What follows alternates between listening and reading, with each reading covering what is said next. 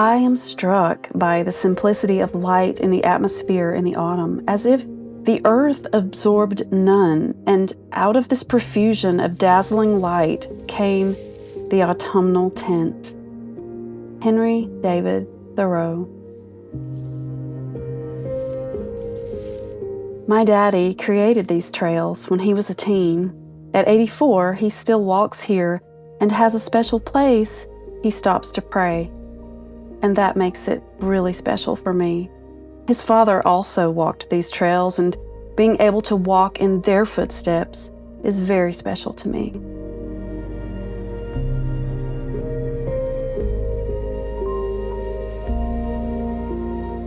I miss my grandparents dreadfully, and in these very troubling times we live, I find myself being comforted by the many wonderful memories here on this land spent with them.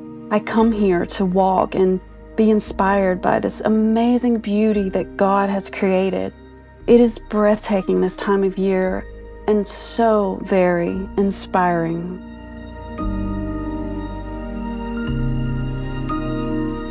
I find rest here, I find peace, and this is what I want to bring into my home.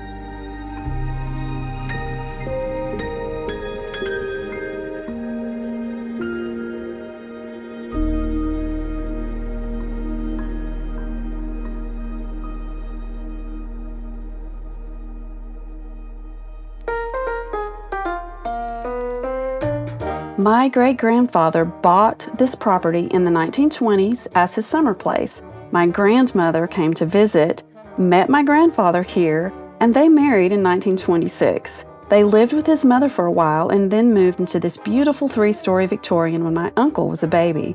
My daddy was the only one of their 3 children to be born on this property, so it's very special to him as well.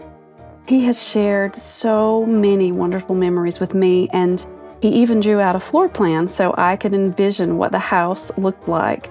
I have studied all of the photos inside the house in detail because I am just fascinated with it, and oh, how I wish I could have seen it in all its glory. It is definitely my dream home.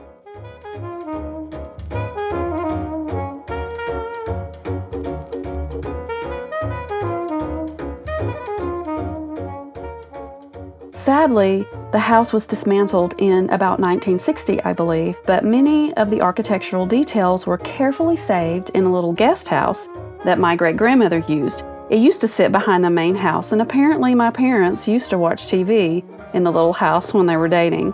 I've been inspired by the wallpaper, the paint colors, and we've been slowly restoring all the architectural details stored there from the old house and installing them into our house. I've been particularly inspired by the paint drips I found on the backs of some of the trim, especially this beautiful blue. I discovered this color about 13 years ago, and when I took a board to have it matched, I actually found a matching color at Walmart in the Color Place paint that was then made by Sherwin-Williams. It was called Secluded Guest Room, and after painting my kitchen that color, it quickly became my most requested paint color, and still is thanks to Pinterest. Back in the spring, I really wanted to bring it back to the kitchen, and after installing the wormy chestnut beadboard from the old house about 3 years ago on this wall right here where the sink is, I only had one wall to paint, so I decided to try it. I could not find Color Place paint at Walmart anymore, so I had it mixed in an inexpensive Valspar at Lowe's. And you can see here that I almost went with the salt fork color I have in the living room and hall, but I really wanted the blue back, so I painted that wall blue. I actually don't know what room my grandmother would have had this blue paint in, but I do know Daddy had a blue bedroom in the new house, so it might have been in his bedroom, but I have used it in the kitchen. I was really excited to get started on my fall decor because I knew that blue was going to look fabulous with the oranges and browns. This particular floral fabric I bought from Fabric Guru about 1.5 years ago, and I had made a sink skirt to hang below the sink, and I was really excited to get that back out again for fall. My grandmother was an amazing homemaker and also a very talented seamstress, so I like to imagine she'd have made something like this for her kitchen. She was really good at taking ordinary things and making them special, and I hope that I have inherited some of that from her.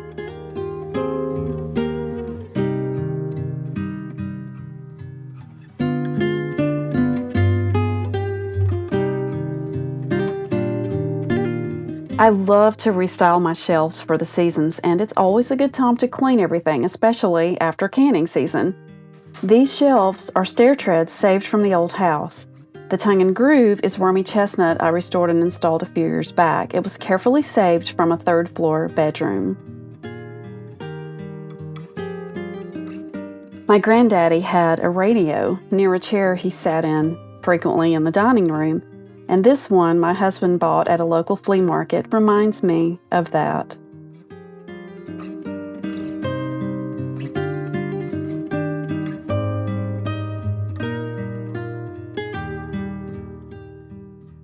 I also changed out the runner on my buffet with a paisley one I made a few years ago. I love the colors in this fabric, and it's just perfect for fall.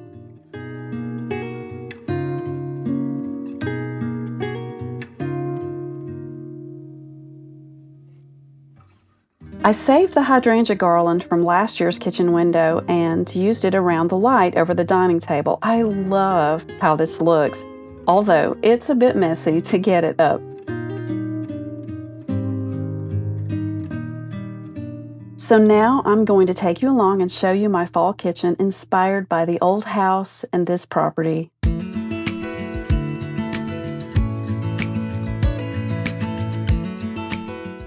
I just love how my kitchen turned out with a few simple and no-cost changes for fall. It's bright, it's colorful, and definitely reflects the season here.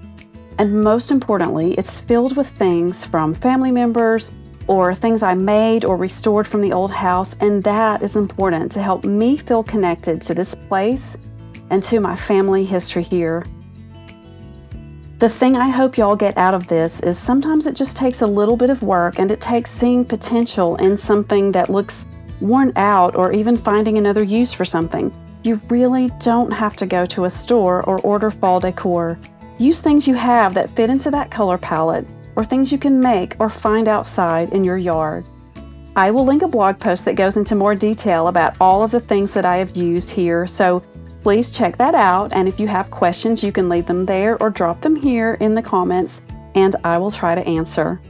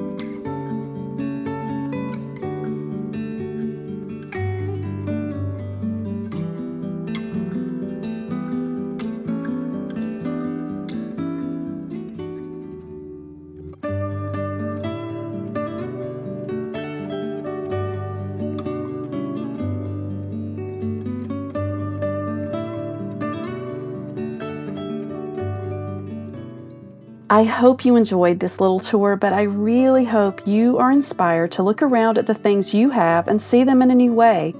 There is nothing new here. I just try to be creative with what I have, and sometimes that just means putting things together in a different way. I always say, use what you have and make it special, and I sure hope my grandmother would love what I've done in this room.